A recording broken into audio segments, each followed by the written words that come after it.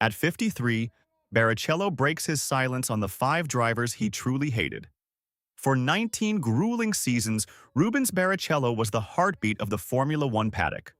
With 322 race starts and 11 iconic victories, he earned the reputation as the ultimate nice guy, the loyal soldier who always put the team first.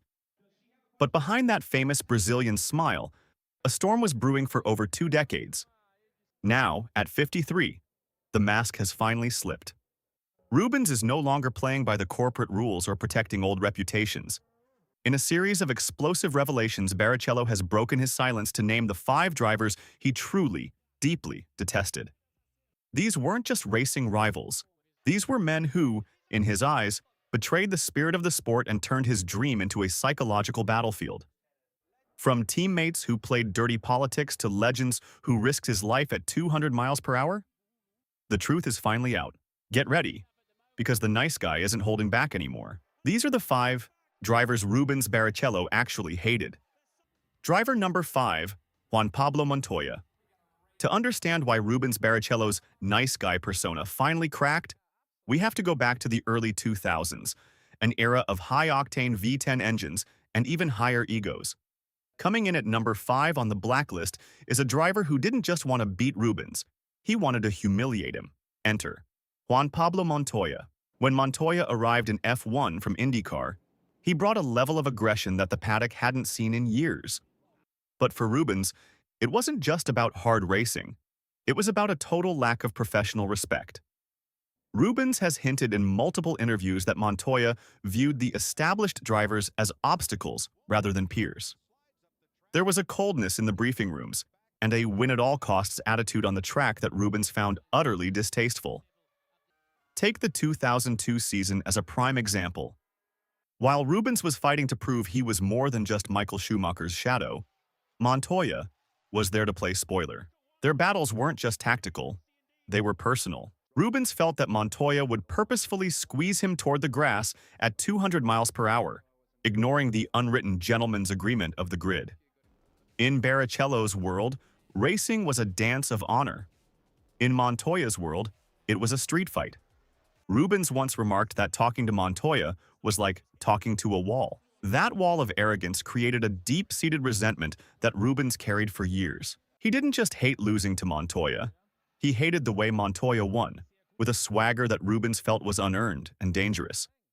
This was the first name on the list that proved F1 wasn't just a sport, it was a den of lions, and Rubens was tired of being the prey. Driver number 4, Jenson Button. To the outside world, the 2009 Braun GP season was the greatest underdog story in the history of sports. A team rescued from the scrap heap of Honda, suddenly dominant, winning races with ease. But for Rubens Barrichello, the man sitting in the sister car, it was the most bitter chapter of his entire life. Rubens has since revealed that behind the scenes of that fairy tale season, his relationship with Jenson Button was anything but friendly. While the media focused on the Braun boys and their incredible pace, Rubens felt a cold, political wall being built inside the garage. He wasn't just fighting a teammate. He felt he was fighting a team that had already decided Jenson was the chosen one. The tension peaked during the Spanish Grand Prix. Rubens was leading, he was faster, and he had the race in his pocket. Then, a sudden strategic shift from the pit wall handed the win to Button. Rubens was livid. He felt that Button wasn't just lucky. He was playing a calculated political game, ensuring that the British team backed the British driver. In Barrichello's mind, Button's nice guy image was a facade. At 53, Rubens looks back at that year not with nostalgia but with a sense of robbery. He believed he was the better driver, the one who did the hard work developing the car, only to watch Button reap the glory while keeping him in the dark. The friendship they supposedly had? According to Rubens, it was a ghost. Button didn't just take the championship. In Rubens' eyes, he took it using the very same number one politics that had haunted Rubens at Ferrari. And that is a betrayal Rubens has never truly wiped from his memory.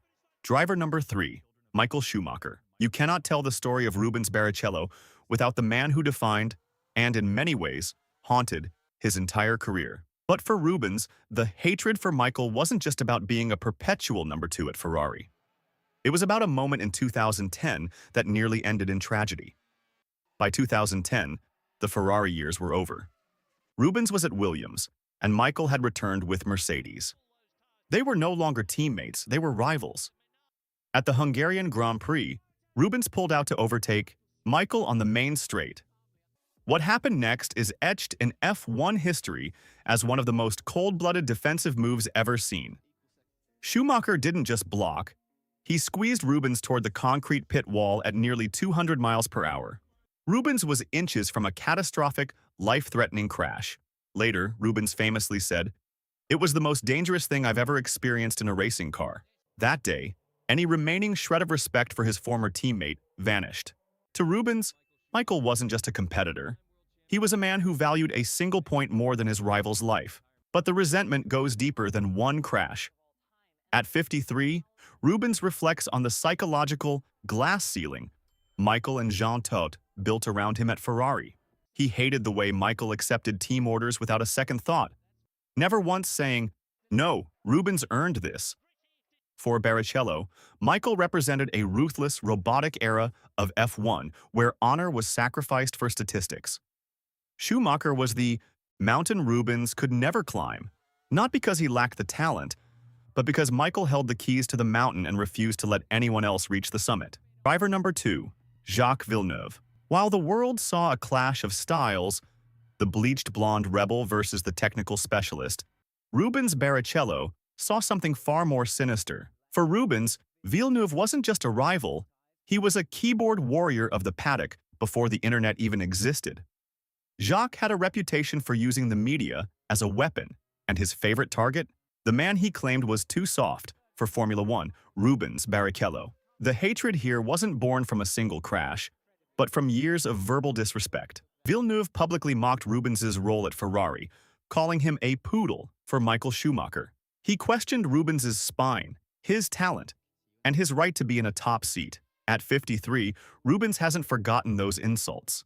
He viewed Villeneuve as an arrogant champion who used his 1997 title as a shield to bully other drivers in the press. On the track, the tension was just as thick. During the 2001 Australian Grand Prix, the two were involved in a horrific accident that tragically claimed the life of a track marshal. While it was a racing incident, the coldness that followed between the two was palpable. Rubens felt that Jacques lacked the empathy and human side that the sport required. To Barrichello, Villeneuve represented everything wrong with the superstar era, someone who talked louder than they drove once the car wasn't the fastest on the grid. Rubens hated the fact that Jacques could be so personal and so cutting in his criticism. Even decades later, the mention of Villeneuve's name brings a visible stiffness to Rubens's posture. It's a rivalry built on wounded pride and a total lack of common ground. Jacques thought Rubens was weak. Rubens thought Jacques was a hollow ego. And in F1, that is a recipe for a lifetime of silence. Driver numbers. 1. Lewis Hamilton. This is the name that shocks most fans. How could the legendary Rubens Barrichello hate a man he barely shared a podium with? The truth is, Rubens's resentment toward Hamilton isn't about a personal grudge or a specific crash. It's about what Lewis represents.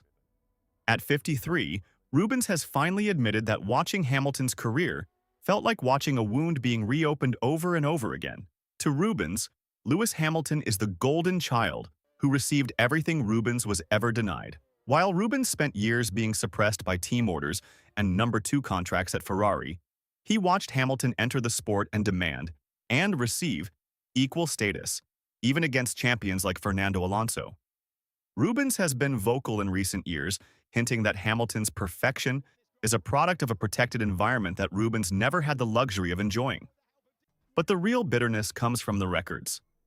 For years, Rubens was part of the most dominant duo in history with Schumacher.